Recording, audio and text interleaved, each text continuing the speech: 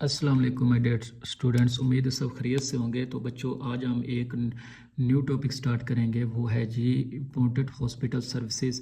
ये आपका फार्मास्यूटिक्स 3 से हॉस्पिटल फार्मेसी का टॉपिक है, तो काफ़ी इम्पोर्टेंट टॉपिक भी है।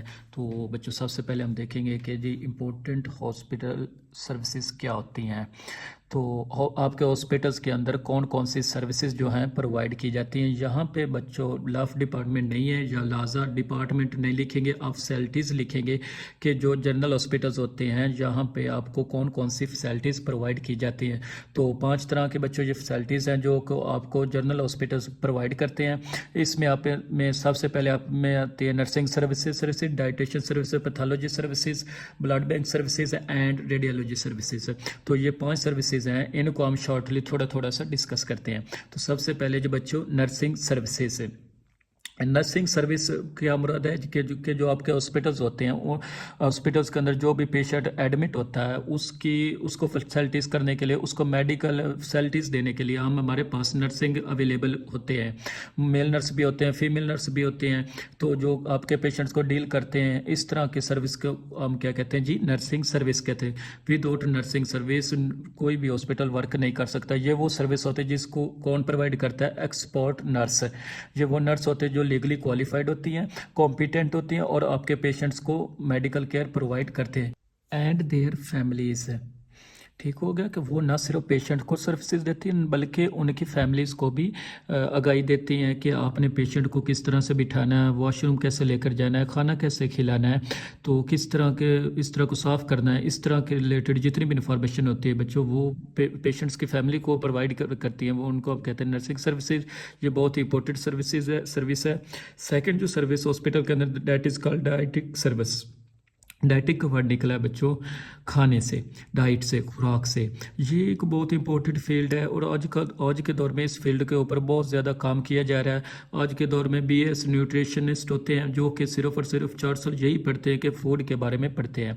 वो ये पढ़ते हैं कि जी अगर किसी को कोई ख़ास किस्म की बीमारी हो जाए तो उस खास बीमारी में वो कौन कौन सी खुराक फूड है जो इस खा सकते हैं और कौन कौन सी फूड ऐसी हैं जो उनको उस स्पेसिफिक बीमारी में नहीं खानी होती, आपके बॉडी में इन्फेक्शन हो सकता है। सो डॉक्टर का काम होता है पेशेंट की मेडिसन, जो बीमारी है उसको डायग्नोस करना, उसके बाद उसको मेडिसन प्रिस्क्राइब करना। फार्मासिस्ट का काम होता है मेडिसन को रिव्यू करना और ओके करना कि मेडिकल ठीक है। डाइटिशियन का काम होता है बच्चों कि वो आपको इन्फॉर्मेशन प्रोवाइड करता है कि आपको अगर कोई बीमारी है तो और ये मेडिसिन खा रहे हैं तो इस मेडिकल के साथ साथ आपको खाने के अंदर क्या क्या चीज़ों का इस्तेमाल करना और किन किन चीज़ों को आपको खाने में एहतियात करनी है। तो dietetic service, it is the service provided by the dietitians. Dietitians क्या, तो ये क्वालिफाइड पर्सनस होते हैं जिनको फूड के बारे में कंप्लीट नॉलेज होता है। जो लोग वेट कम करना चाहते हैं या वेट बढ़ाना चाहते हैं वो भी डाइटिशियंस न्यूट्रिशन से क्या लेते हैं जी, इंफॉर्मेशन।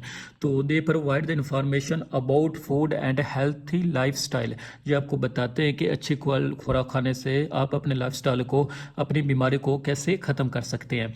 तो देन आता है जो बच्चों, जो तीसरी सर्विस है वो है पैथोलॉजी सर्विस। पैथोलॉजी बेसिकली क्या होती है, ये एक लैब सर्विस होते हैं जिसके अंदर आपके पास मुख्तलिफ किस्म के जो ना टेस्ट किए जाते हैं। ब्लड टेस्ट होते हैं, यूरिन टेस्ट होते हैं, जिसमें आपकी बॉडी के मुख्तलिफ टेस्ट किए जाते हैं। ब्लड को लेकर या फिर अपना यूरिन का सैंपल लेकर, उस सर्विस को आप कहते हैं जी पैथोलॉजी सर्विस। ये जो सर्विस है ये आपको मदद करती है कि आपकी बीमारी को डायग्नोस करने में मदद करती है कि आपकी बॉडी है उसके अंदर कौन सी बीमारी है। So it is the laboratory based service. ये इसके अंदर काम किया जाता है, ये वार्ड में बिल्कुल काम नहीं किया जाता, ये किसी एक लैब में होता है। They provide the diagnosis of disease through the blood and urine test. इसके ज़रिए से आप बीमारी को डायग्नोस कर सकते। कौन कौन से टेस्ट करवाते हैं, ब्लड टेस्ट के ज़रिए से मुख्तलिफ बीमारियों को पता चल सकता है। इसके अलावा आपके यूरिन टेस्ट से भी आपके बहुत सी, मतलब कि प्रेगनेंसी को आप जैसे कि कंफर्म करना प्रेगनेंसी है या नहीं है, तो या किडनी के अंदर कोई इन्फेक्शन हुआ है या नहीं हुआ, तो उसके लिए आपको फिर यूरिन टेस्ट करवाना पड़ता है। तो उसके बाद जो आपके पास फोर्थ फैसिलिटी आती है ना बच्चों, वो है जी ब्लड बैंक सर्विसेज। ठीक हो गया। That is called blood bank service या फैसिलिटी। आपने अक्सर देखा होगा कि हॉस्पिटल्स के अंदर एक वार्ड होता है जहाँ पर लिखा होता है कि ब्लड बैंक। ब्लड बैंक क्यों होते हैं बच्चों के, ये इसलिए बनाए जाते हैं ताकि अगर इमरजेंसी में सिचुएशन में किसी पेशेंट को ब्लड की ज़रूरत पड़ जाए तो उसके जो अटेंडेंट हैं, फैमिलीज मेम्बर्स हैं, उनको पूरे हॉस्पिटल्स के अंदर या पूरे शहर के अंदर ना घूमना ना पड़े, तो उनको परेशान ना होना पड़े। उन पेशेंट्स के लिए जो ब्लड है वो हॉस्पिटल से ही अरेंज हो जाए।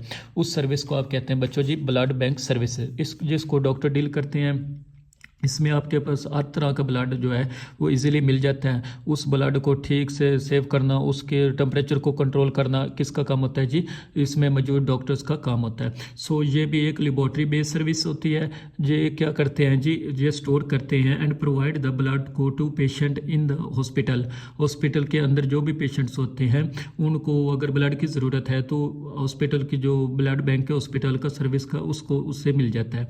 और फाइनल जो सर्विस है आपके पास वो है that is called radiology service. Radiology क्या होती है, रेडियोलॉजी होता है जी रेडिएशंस का या शुआओं का इस्तेमाल करना, यानी कि बीमारी को तशखीस करने के लिए बच्चों इसका इलाज करना, अपना इस्तेमाल करना। ठीक हो गया। और इसका ना अब तो इस पर बहुत ज़्यादा वर्क हो रहा है। इसके बाकायदा अब BS हो रहा है। FSC के बाद ये 4 साल का कोर्स होता है जिसमें आप बॉडी के अंदर जो भी मुख्तलिफ बीमारियां उनको डायग्नोस करने के लिए रेडिएशंस का इस्तेमाल करते हैं। अब आपको पता है बच्चों के रेडिएशंस बहुत ज़्यादा स्ट्रॉन्ग होते हैं। रेडिएशंस अगर किसी के ऊपर मारे जाए, एक पत्थर के ऊपर भी मारे ना रेडिएशंस को, तो पत्थर भी ब्रेक हो जाता है। इसलिए रेडिएशंस को बहुत केयरफुली डील किया जाता है। और जब भी आप किसी पेशेंट्स को रेडिएशंस अप्लाई करते हैं तो आपको पता होना चाहिए कि रेडिएशंस की वेवलेंथ क्या है, इनकी फ्रीक्वेंसी क्या है, या कितनी स्पीड्स के ऊपर मतलब कि पेशेंट्स के ऊपर लगानी है, इसके क्या क्या नुकसान हो सकते हैं। सो रेडियोलॉजी सर्विस जो ये भी एक लेबोरेटरी बेस्ड सर्विस होती है। इसमें आप बीमारी को डायग्नोस करते हैं by the use of X-ray. X-ray इस्तेमाल करते हैं, एक्सरे यानी शुआएं इस्तेमाल करते हैं और पेशेंट को बताते हैं कि जो आपका जो एक्सरे करवा कर आप डायग्नोस करते हैं कि आपकी हड्डी ये ख़राब है या आपकी बॉडी में यहाँ पर इन्फेक्शन हुआ या आपकी कोई बोन डैमेज हुई है, तो वो फैसिलिटीज़ को आप क्या कहते हैं जी, रेडियोलॉजी सर्विस कहते हैं। और रेडियोलॉजी सर्विस को कौन डील करते हैं, इसको डील करते हैं जी जो जितने प्रैक्टिशनर्स होते हैं उनको आप रेडियोलॉजिस्ट कहते हैं। उन्होंने ये ना बच्चों 4 सालों कोर्स किया होता है और रेडियोलॉजी के रिलेटेड, और वो आपको रेडिएशंस के ज़रिए से टेस्ट करके बताते हैं। ठीक है जी बच्चों, उम्मीद है आपको ये क्वेश्चन समझ आ गया होगा। तो आज का हमारा यहाँ तक ही लेक्चर था। अगर वीडियो अच्छी लगी हो तो अपने दोस्तों फ्रेंड से लाजमी शेयर कीजिएगा, और कोई किसी बात की समझना है तो कमेंट सेक्शन में लाजमी पूछिएगा। तो नेक्स्ट वीडियो तक के लिए इजाज़त दीजिए। अल्लाह हाफिज़।